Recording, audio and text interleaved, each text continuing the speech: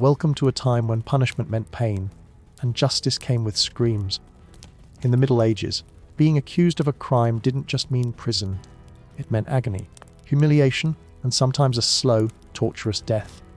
From the terrifying Judas cradle to the brutal breaking wheel, these methods were designed to destroy both body and spirit. But be warned, what you're about to hear is graphic, disturbing, and painfully real. The Spanish donkey, also called the wooden horse, this method looked simple, but it was pure torture. A sharp, wooden triangle stood upright.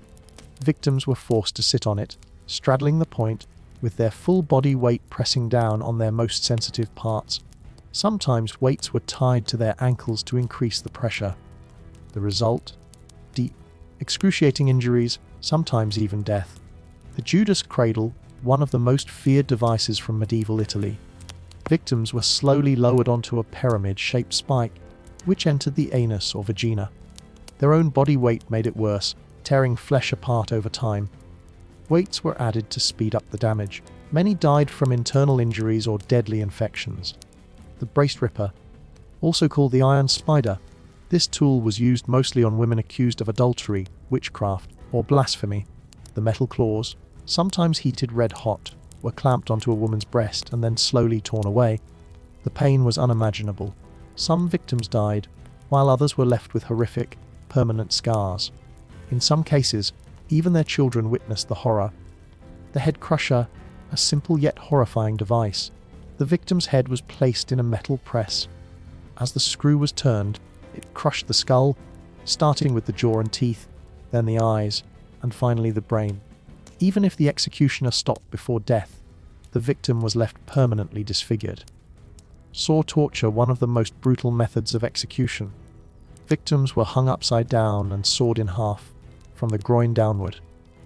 Being upside down kept the blood flowing to the brain, which meant the victim stayed alive longer, feeling every moment. Coffin torture. Victims were locked inside metal cages shaped like human bodies.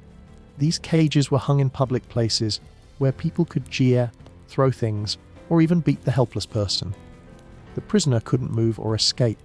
Some were left in the coffin until they died of exposure, starvation, or injuries. Rat torture, a sickening method that turned a rat into a weapon. A starving rat was placed on the victim's stomach, then covered with a metal container. The container was heated slowly. With nowhere to escape, the rat clawed and chewed through the victim's flesh, digging into the body to escape the heat. Death was slow and terrifying. The pier of anguish, also called the choke pier, this tool was inserted into a person's mouth, anus, or vagina, depending on the crime. Women accused of miscarriage, men accused of homosexuality, and those accused of blasphemy were common targets. Once inside, the pear-shaped device was expanded, ripping the body from within. It rarely killed, but caused severe mutilation and trauma. The breaking wheel, also known as the Catherine wheel, one of the most gruesome public execution methods. Victims were tied to a large wooden wheel. Then, executioners smashed their arms and legs with clubs, breaking bones between the spokes. In some cases, the victim was left alive, tied to the wheel for days, dying slowly while crowds watched. The iron chair, this torture device, was covered in hundreds of razor-sharp spikes. The victim was strapped into the chair, and restraints were slowly tightened, forcing the spikes deep into the skin. It caused unbearable pain without hitting major organs, keeping the victim alive for hours or even days.